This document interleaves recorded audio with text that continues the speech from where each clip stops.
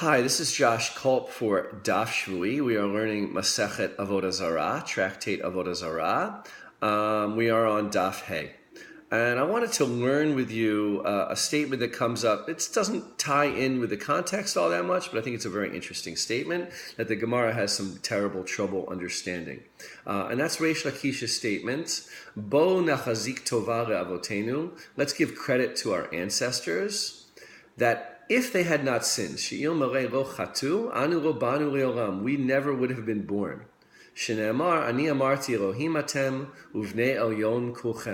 For I have said, meaning God, you are gods, saying to Israel, you are gods, and you are the children of Most High. Now that you've corrupted your ways, and Rashi explains, with the chet ha'egel, with the sin of the golden calf, you are going to die. Which is an interesting sort of twist, I think, on the Garden of Eden, the understanding of the Garden of Eden story. The pshat of the Garden of Eden seems to be that human beings are not designated originally to procreate, and that when they sinned by eating from the tree, God says you will die and you will begin to procreate. In other words, you will become more like animals, you will not live forever.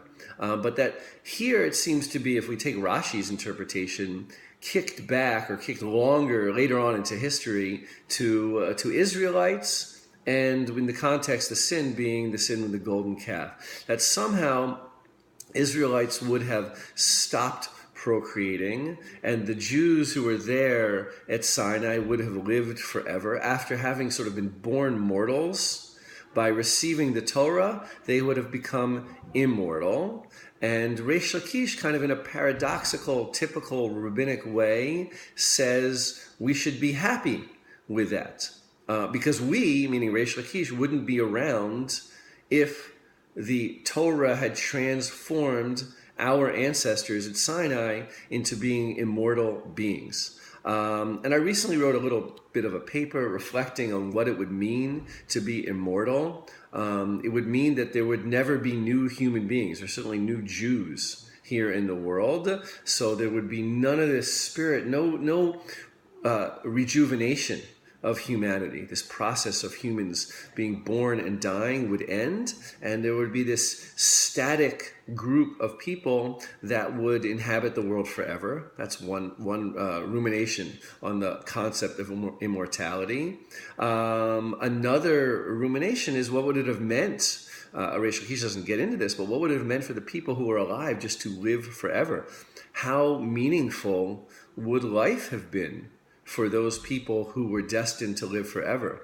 I wrote about it in the context of Parshat Pinchas, in the context of a little bit about vampires. You can find that on Torah Sparks at the Yeshiva website.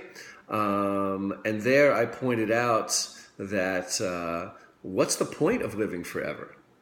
Right? For the vampire, it's very selfish. There are a few eternal Jews throughout history, Elijah and Pinchas, Serach bat Asher, who came up in the Parsha that we learned last week.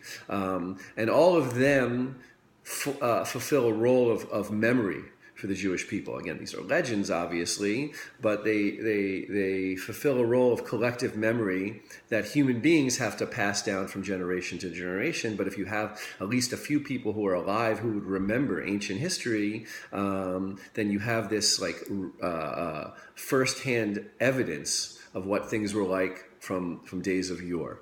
But it's an interesting concept here, I think. Also, this idea that the Torah would transform people into immortals, but then it failed, obviously, immediately, even really before it was brought down, because the Israelites sinned, and in a sense, had it not happened that way, human history, Jewish history, would have been different.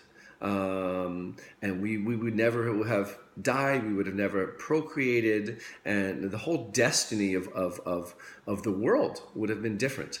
It's a very interesting, very rich concept, and Reish Lakish's pleasure at it, nachzik tova, we should thank our ancestors.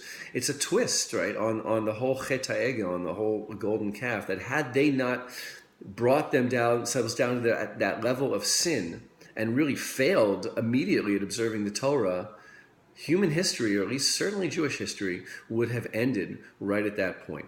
I think it's something to think about when we think about observance of the Torah. The idea that we were destined in the beginning, or from the very beginning we failed at it, but that is a good thing, is something very deeply Jewish about that concept. So something to think about.